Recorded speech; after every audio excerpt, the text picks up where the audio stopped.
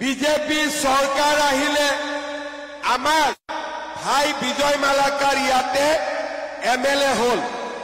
মই বিজয় মালাকাৰক সুধিছিলো তুইতো এমএলএ হলো এখন, তোমাকে মন্ত্ৰী লাগে কি ৰাতাবাড়িৰ জন্য একটা মেডিকেল কলেজ লাগে? এতিয়া বিজয় মালাকাৰ মোক কলে কি দাদা আমাকে মন্ত্রী লাগে না, আমাকে মেডিকেল কলেজ লাগে রাতাবাড়ির জন্য।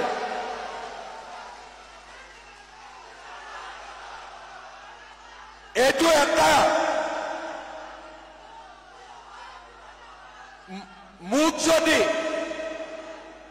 মোক যদি কোনবাই জিজ্ঞাসা করে যে তোক সিএম লাগিব না মেডিকেল কলেজ লাগিব, মন্ত্রী লাগিব না মেডিকেল কলেজ লাগিব, মই কি উত্তর দিম নাজানো।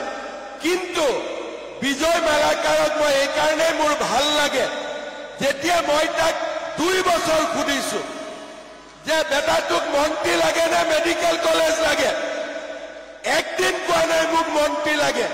সদায় মোক কৈছে যে রাতাবাড়িত রাইজে মোক ইলেকশন জিকাইছে, দাদা আমাদের জন্য আপনি একটা মেডিকেল कॉलेज করে দেন।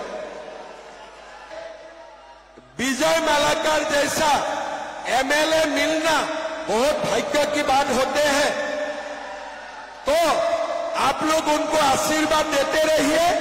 मेरा तो उनका साथ मैं तो हूं ही, लेकिन मेरे आप लोगों को होना पड़ेगा, तो आप लोग हमेशा इनको आशीर्वाद दीजिए।